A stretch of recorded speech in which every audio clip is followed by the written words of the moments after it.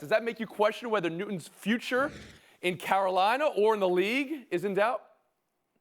Absolutely, Tony, especially with Carolina. You look at his contract, it's $19 million next year, all non-guaranteed. He's $21 million against the cap. They can actually cut him, unfortunately, for his sake, very easily and just move on and try to start over, whether it's with their current quarterback or maybe draft a quarterback, bring in a free agent. There's a lot of possibilities, certainly, for them. And then as far as Cam's concerned, look, I think in the short term, this takes some pressure off of him because there's not the questions, the constant questions to Cam, to Ron Rivera, to his teammates about whether he's going to come back and play or not. They're in the thick of this thing in the playoff race at 5-3, and they could kind of move forward. Though there is a glimmer of hope for Cam, he could technically come back for the playoffs if they make it, though that's highly unlikely. That's a good point. I'm glad you add that. Woody Paige, do you believe this takes the pressure off Cam a little bit? That's what George said at the end.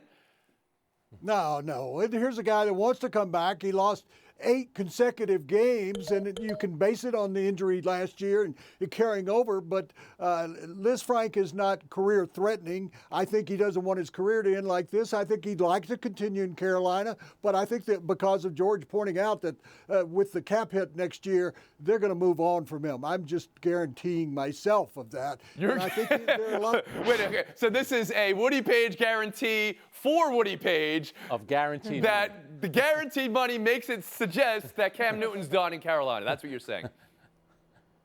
Yeah. All right, we got to the bottom of it. Woo, Sarah Spain, you want to join us here?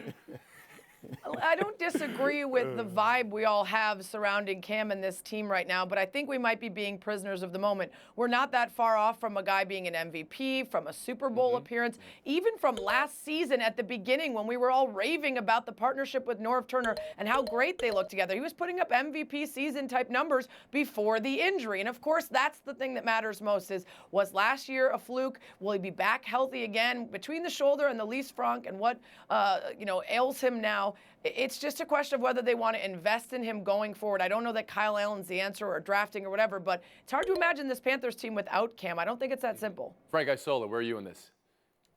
But Sarah, there's been a lot of injuries, and I just wonder, there's a less accomplished quarterback, Andrew Luck, who retired because he got beaten up a lot. And if you think about Cam Newton over the last few years, and we've done topics on this show about Cam not getting calls when he's taken a lot of big hits, and let that kind of be a cautionary tale for Lamar Jackson, Josh Allen, talented quarterbacks that like to run. Sometimes the expiration date on those quarterbacks comes a lot sooner than you think. Yeah, I think we're all viewing the entire landscape of the NFL differently after the Andrew Luck retirement. Woody Paige, I want to go back to you. I want some more guarantees here, but also, since you think he's done, a possible landing spot for him? Are you thinking of any teams? Are you thinking of Denver? That's what I want to know.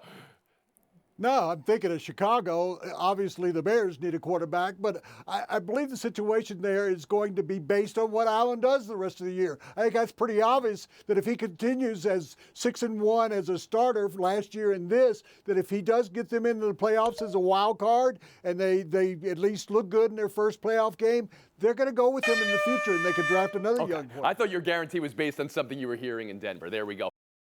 Everyone, thank you for watching ESPN on YouTube. For more sports, more analysis, download the ESPN app. And for live streaming sports and premium content, subscribe to ESPN Plus. We'll see you there.